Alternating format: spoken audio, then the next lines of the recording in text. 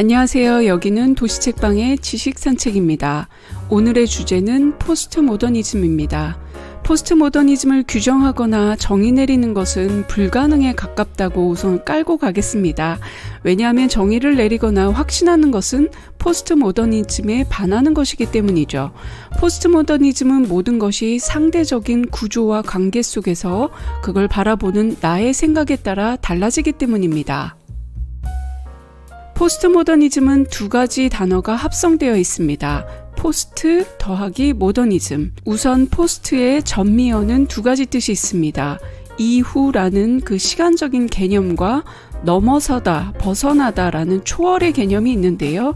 그래서 이 두 가지로 포스트모더니즘을 해석하자면 모더니즘 이후에 발생한 후기 모더니즘이 되는 것이고, 모더니즘을 벗어난 뜻으로 적용하자면 탈근대주의 또는 비근대주의가 되는 것이죠. 어쨌거나 포스트모더니즘은 이 모더니즘과 연관되어 있다는 것이 포인트입니다.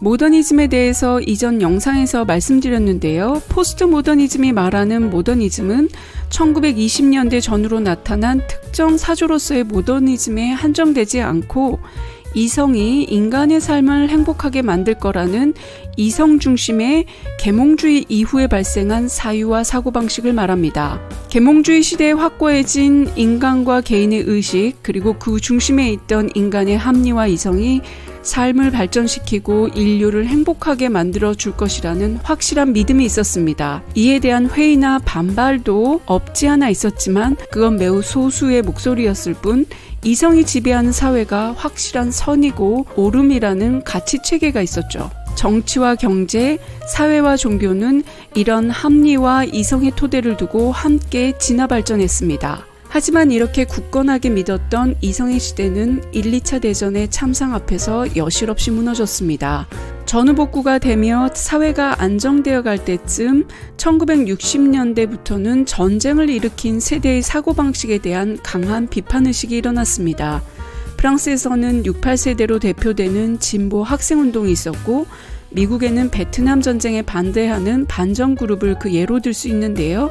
영국의 역사가 아놀드 토인비가 자신의 저서 역사 연구에서 최초로 사용한 포스트 모더니즘이라는 이 용어는 과학과 기술을 거부하면서 다양하고 비주류적인 상대적인 변방문화, 대중문화, B급문화, 비주류의 주류, 제3세계, 다원화된 사고방식으로 탈중심의 흐름을 만들기 시작했습니다.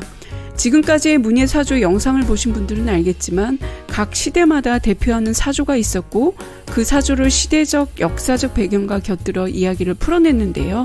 대표 주자가 있으면 예비 주자도 있고 메이저리그가 있으면 마이너리그도 있기 마련이죠. 역사는 메이저리그 승자의 승률만을 기록했습니다.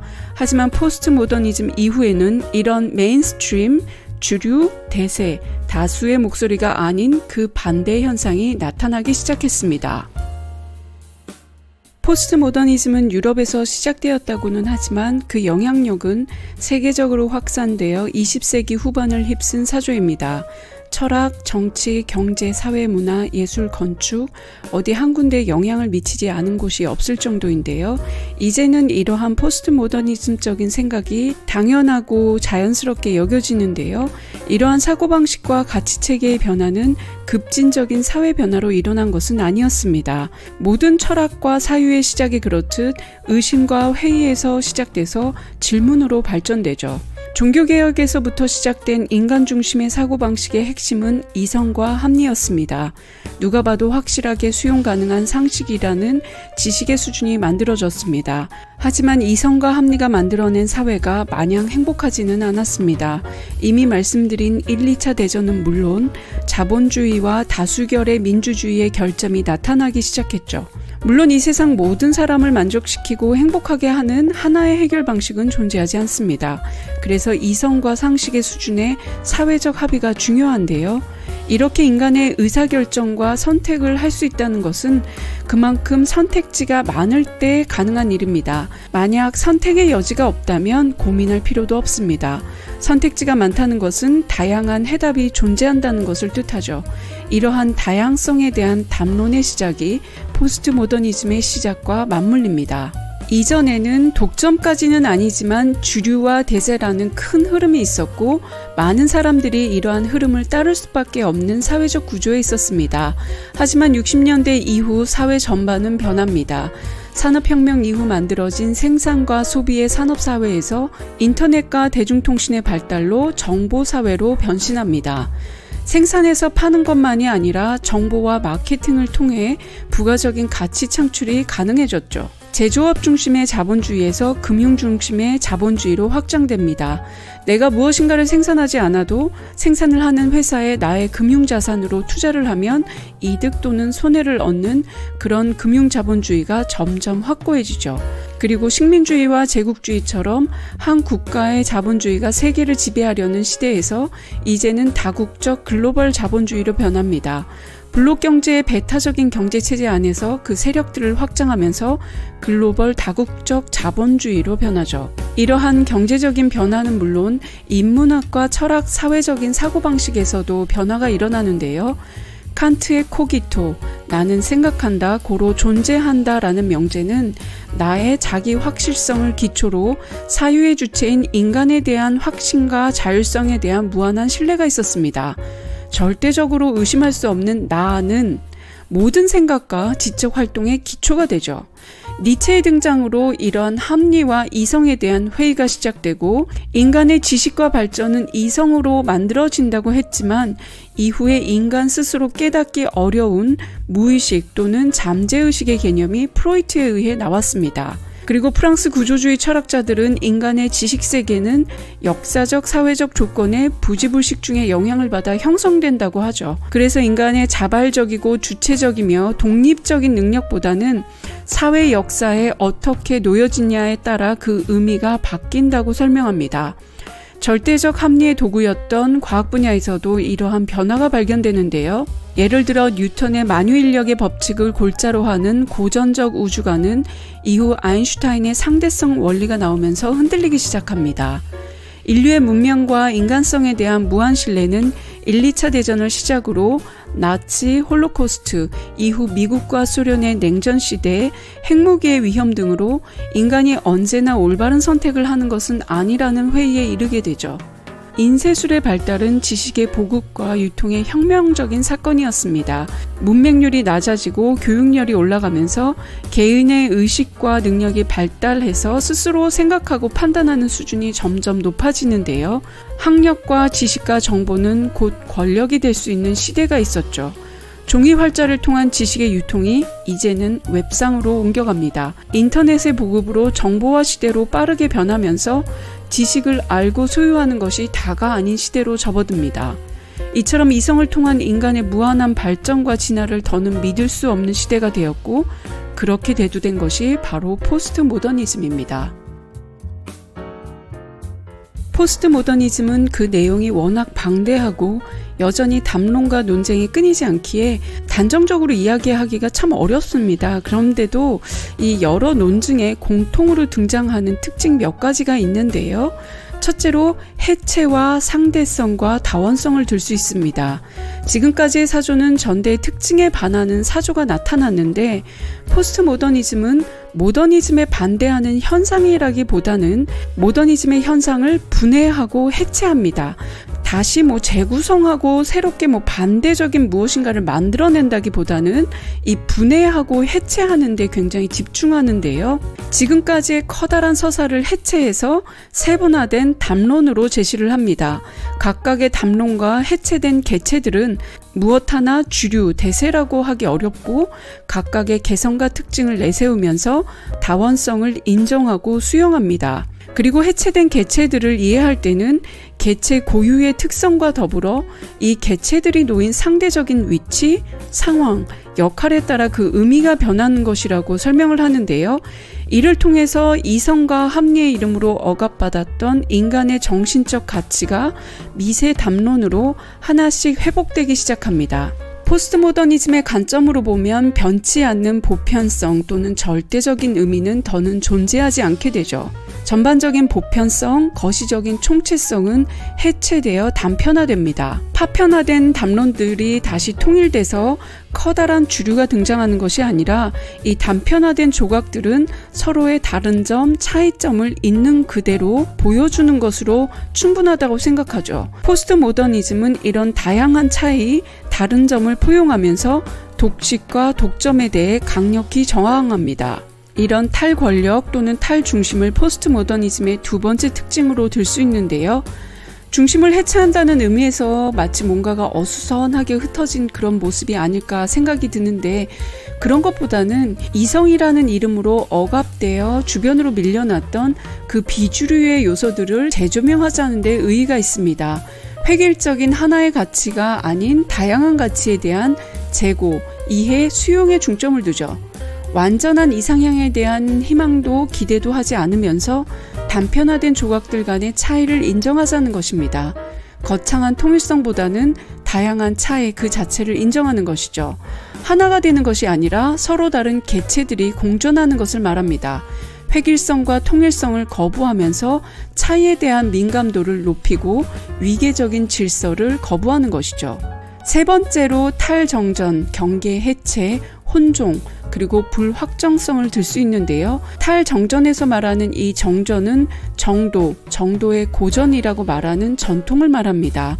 그래서 전통에서 벗어나는 것을 뜻하는데, 이는 보편적인 가치라고 여겨졌던 사회적 가치에서 벗어나는 것을 뜻합니다. 이로써 남성 중심, 엘리트, 상류 중심, 특정 계급이 주도하는 사회적 가치가 아닌 다양한 계층의 문화가 대두하는데요. 예술이 늘 고귀하고 어렵고 난해하고 심해하고 이런 것이 아니라 누구나 쉽게 다가가고 즐길 수 있는 대중문화, 팝아트가 등장하고 친근한 소재와 살아있는 일상의 소재가 예술의 대상이 됩니다. 다양한 소재의 발굴과 시도는 여러 가지 분야의 믹스매치가 일어나고, 이러한 다양한 카테고리의 결합과 혼합은 전통과는 매우 다른 다양한 창작의 세계를 만들어냅니다. 크로스오버, 혼성, 젠더리스, 동서양 문화의 결합, 탈장르의 장르화 등을 예로 들 수 있는데요. 이러한 믹스매치로 모든 장르의 경계는 허물어집니다. 어떤 것도 확정지어 말할 수 없고 정의 내리기도 어려워지는 독특한 문화가 형성됩니다. 포스트모더니즘의 특징은 문학 분야에서도 그대로 나타나는데요. 시대와 역사를 관통하는 설화와 신화의 역할이 줄어들어 사라졌다는 말까지 나오죠. 메타설화는 이전의 사회를 결속시키고 응집시키는 역할을 했었지만, 이런 설화와 신화는 전통문학에 대한 패러디의 모습으로 나타납니다. 이전에 칭송받던 작품을 패러디함으로써 진중하고 무거운 의미를 가볍게 만들어버리죠. 이러한 가벼움과 언어 유희는 기존의 신성시되고 가치 있다고 여겨지는 모든 것을 언급하면서 전통과 기득권에 대한 반항으로 나타나는데요.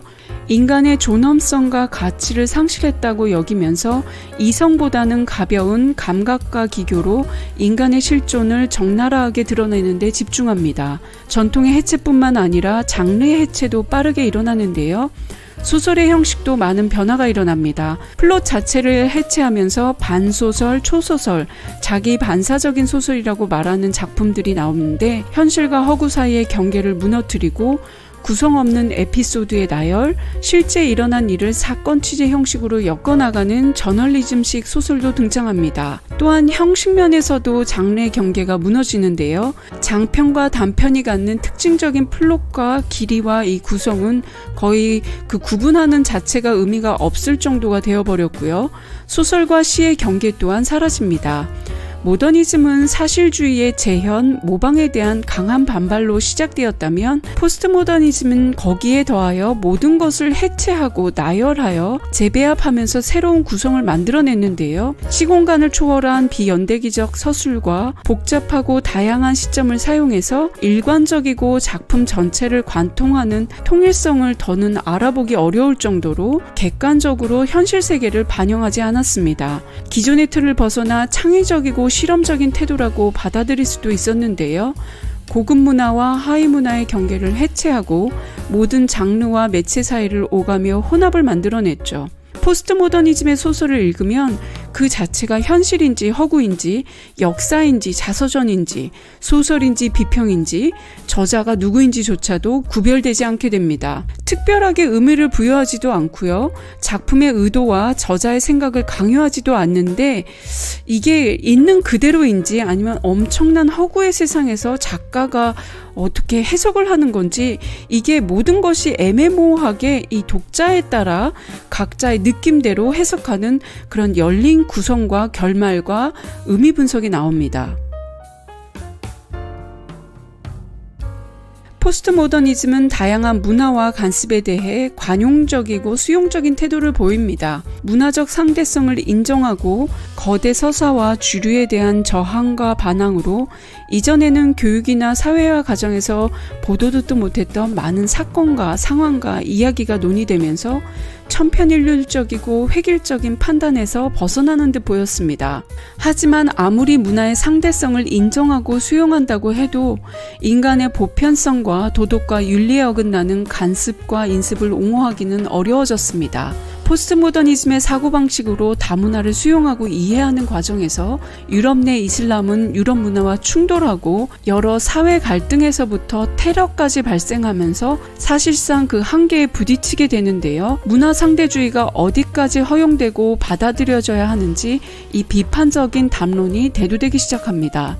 또한 포스트 모더니즘의 그 즉흥적이고 일시적이고 파편화된 이미지들은 어떤 사유나 의미를 담아내기에는 너무나 빠르게 사라지고 소비적이라고 했는데요. 대중문화는 결국 상업 자본주의 논리에 따를 수밖에 없어서 모든 것이 상품화되고 그 과정에서 인간 고유의 가치가 사라진다고 말하죠. 또한 옳고 그름과 선과 악의 기준이 모호해지면서 이 가치들이 개인적이고 상대적으로 해석돼서 사회적 갈등이 훨씬 더 많아졌고요. 모든 것의 경계가 허물어지면서 늘 모호하고 애매한 상태인 이 개인의 불안이 증가했다고 합니다. 여기는 어디고 나는 누군가에 대해 이게 그냥 단순한 농담이 아니라 늘 이에 대한 고민과 불안이 내면에 내재된다는 것이죠. 포스트 모더니즘은 모더니즘과 상당히 연결되어 있는데요.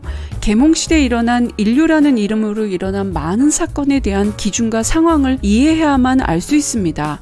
결국 모더니즘에 대한 이해 없이는 포스트 모더니즘에 대한 이해는 조금 어렵습니다. 그러니 전체에서 벗어나 퍼즐화된 것이 이 포스트 모더니즘이지만 이 포스트 모더니즘을 이해하기 위해서는 반드시 전체 판을 알아야 한다는 것이 아이러니죠. 마지막으로는 이 대안 없는 해체에 대한 이 논란이 끊임없이 일어나는데요. 문제 제기 또는 또 다른 다양성에 대한 수용과 이해를 바라지만 거기에 대한 대안이 없고 방법론적인 제시가 없다는 것이 또한 포스트 모더니즘이 많이 비난을 받는 이유이기도 합니다. 포스트 모더니즘은 단순히 문예사조로 볼 수는 없고요. 지금까지도 우리에게 상당히 영향력을 펼치고 있습니다. 이는 전 세계적인 차원에서 일어난 변화의 흐름이고요. 이는 정치, 경제, 문화, 그리고 사상, 지리학적인 역학까지 매우 복잡하게 연결되어 있습니다. 포스트 모더니즘은 어느 곳에서도 절대적인 가치와 규범을 인정하지 않는데요.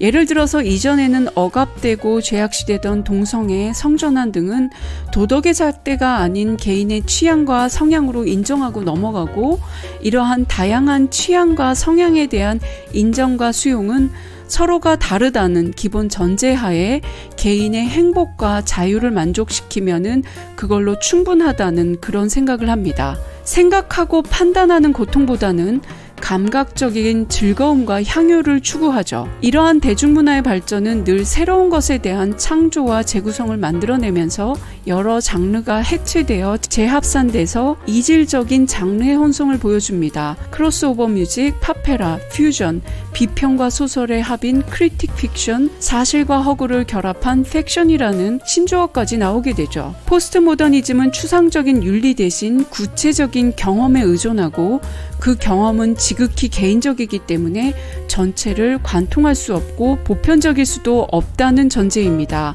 또한 그 경험과 결과 또한 개인의 해석에 따라 의미가 달라진다는 것이죠. 리얼리즘 세계에서는 현실 세계에 대한 완벽한 재현을 시도했지만 포스트 모더니즘에서는 내가 어떻게 해석하느냐에 따라 모든 것이 달라진다는 관점입니다. 포스트 모더니즘에 대한 영상이 다소 길어졌는데요. 여러 자료와 책을 읽으면서 많은 부담을 느꼈던 영상이기도 합니다. 이 책에서는 이렇게, 저 책에서는 저렇게, 또는 어떤 논문이나 어떤 자료에서는 또 다른 견해가 있기 때문에 그걸 다 취합하고 어떤 통일된 영상으로 만들어내기가 다소 좀 어려웠고요. 긴 영상으로도 포스트 모더니즘 전부를 설명할 수는 없었고요. 포스트 모더니즘은 지금까지 우리에게 상당히 영향력을 펼치고 있는 사조이기 때문에, 그렇기 때문에 더더욱 이야기하기가 조금 어렵고 영상 준비에 좀 신경을 많이 썼습니다. 그럼에도 불구하고 뭔가 부족한 부분이 있다면 여러분께서 댓글로 저와 함께 소통해 주시면 감사하겠습니다. 지금까지 도시책방의 지식산책이었습니다. 감사합니다.